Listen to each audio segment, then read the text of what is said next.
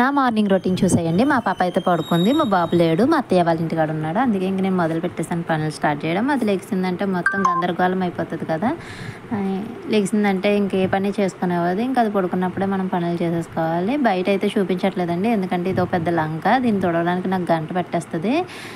Tub కుర్చీలో కూర్చోవడం కంటే బట్టలు వేసుకోవడానికి వీటికే ఎక్కువ ఉపయోగిస్తాను. మా ఇంట్లోనేనా, మీ ఇంట్లో కూడా ఇంతేనా? కామెంట్స్లో కామెంట్ చేయండి. నేనైతే సామాన్ అయితే నిన్న నైటే కడిగేసుకుండే, బట్ నేను నిన్న నైట్ కొంచెం బయటకు వెళ్ళానండి బండి మీద. కొంచెం బండి స్కిడ్ అయింది, దానివల్ల నా కాలు కొంచెం బెనికింది. సో దానివల్ల నేను ఏ పని చేయలేకపోయాను. అందుకని షింక్లో అంట్లో అలా ఉంచేసాను. ఇంకా మా వారికి అయితే టిఫిన్ వేసేసాను. మా వారు ఇంకా మధ్యాహ్నం నుంచి భోజనానికి వస్తారో రారో కూడా తెలియదు. పాపం టిఫిన్ చేసి వెళ్ళిపోతారు. ఎప్పుడు వస్తారో ఎన్నింటికి వస్తారో అనేది కూడా తెలియదు. టైమింగ్ అంటూ ఉండదు ఆయనకి పాపం.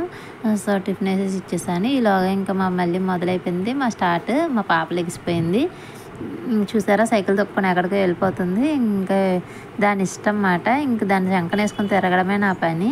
అదిగోండి మా పాప మీకు అందరికీ హాయ్ చెప్తుంది. మీరు కూడా హాయ్ చెప్పండి, కామెంట్స్లో హాయ్ అని పెట్టండి. ఈలోగా మీరు ఎవరైనా సబ్స్క్రైబ్ చేసుకోకపోతే సబ్స్క్రైబ్ చేసుకోండి. నా ఛానల్ని లైక్ చేయండి, వీడియోకి కొంచెం సపోర్ట్ ఇవ్వండి ఫ్రెండ్స్. Thank you all. ఈ వీడియో అయితే ఇక్కడ వరకు ఎండ్ చేస్తున్నాను. ఇంకా మా వారికి అయితే టిఫిన్ వేసి ఇచ్చేసాను. ఇదైతే నా మార్నింగ్ రొటీన్. ఇంకా బయటకు వెళ్దామని చెప్పేసి ఇంకా బయటకు రెడీ అవుతున్నమాట. తర్వాత వీడియో తర్వాత పెడతాను. Thank you all.